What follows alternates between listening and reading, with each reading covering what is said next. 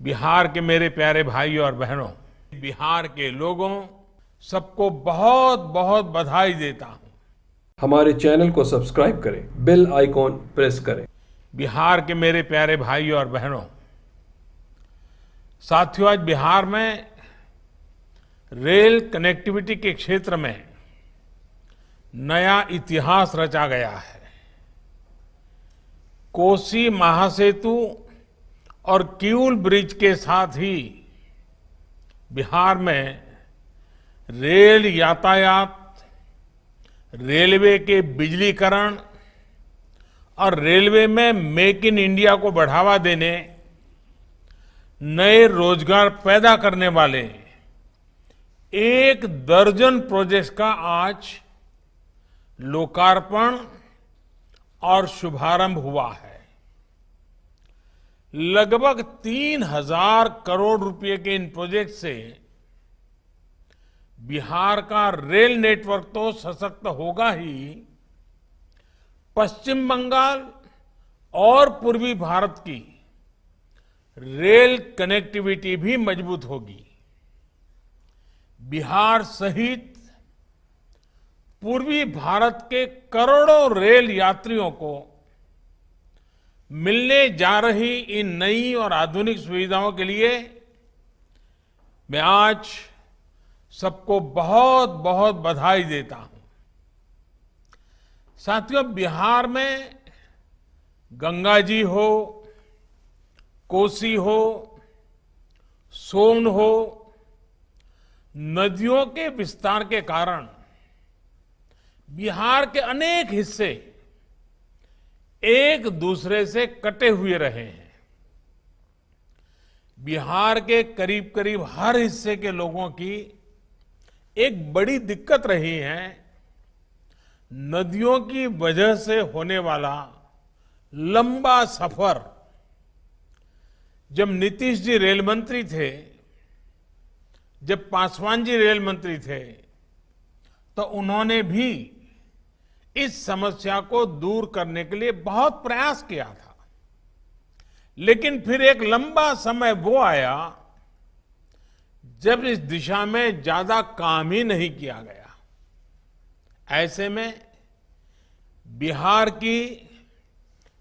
के करोड़ों लोगों की इस बड़ी समस्या के समाधान के संकल्प के साथ हम आगे बढ़ रहे हैं।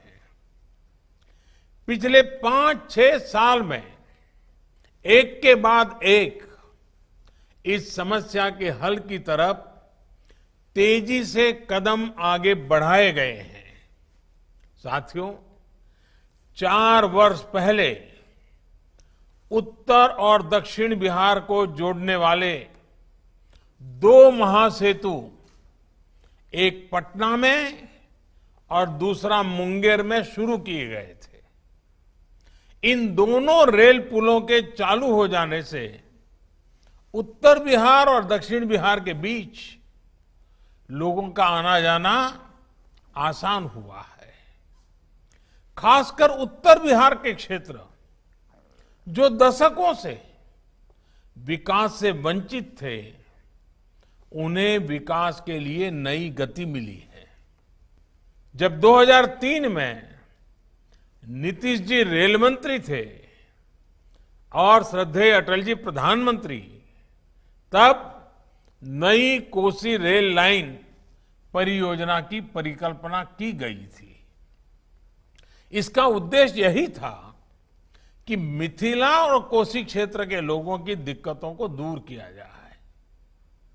इसी सोच के साथ 2003 में अटल जी द्वारा इस परियोजना का शिलान्यास किया गया था।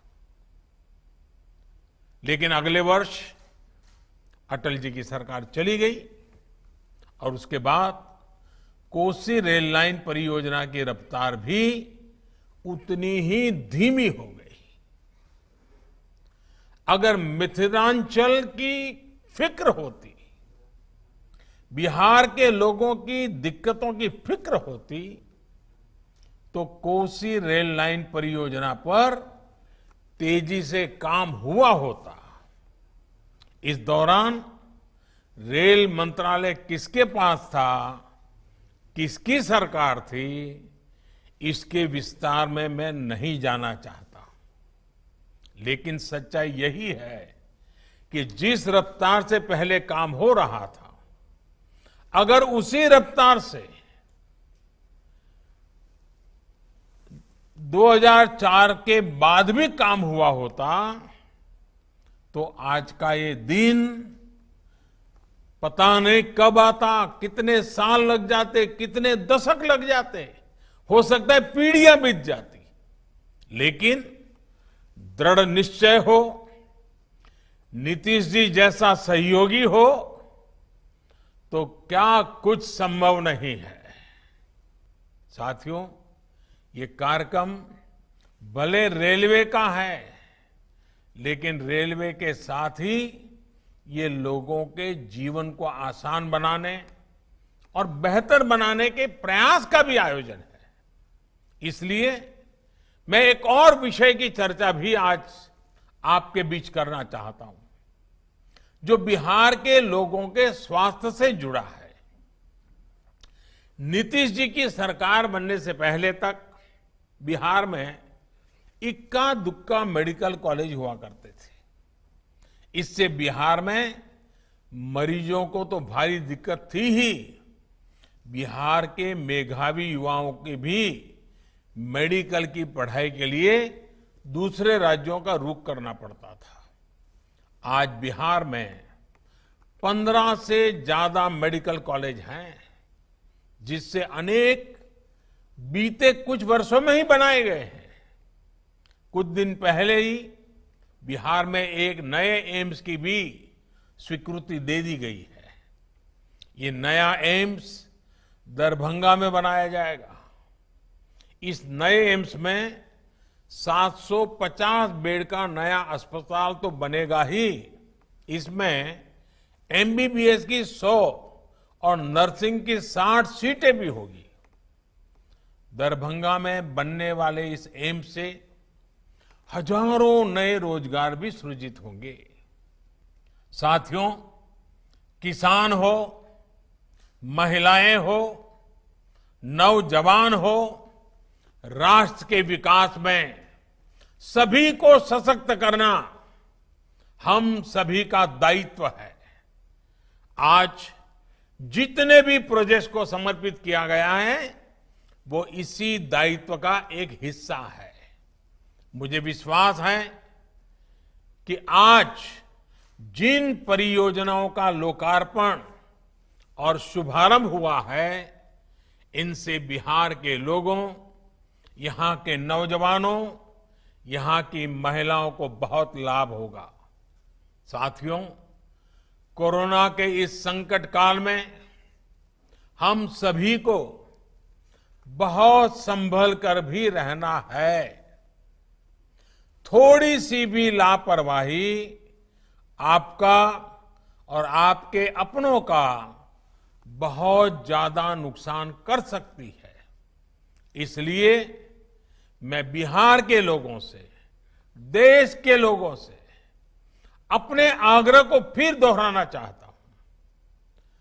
मास्क जरूर पहने और ठीक से पहने, 2 गज की दूरी का हमेशा ध्यान रखें, इसका पालन करें। भीड़ भाड़ वाली जगहों पर जाने से बचें, भीड़ लगाने से बचें।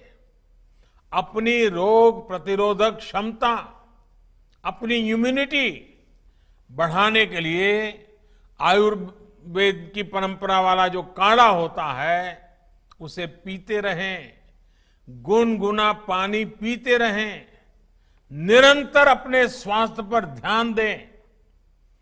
आप सतर्क रहिए, सुरक्षित रहिए, स्वस्थ रहिए, आपका परिवार स्वस्थ रहे, इसी कामना के साथ आप सबका बहुत बहुत धन्यवाद, बहुत बहुत शुभकामनाएं।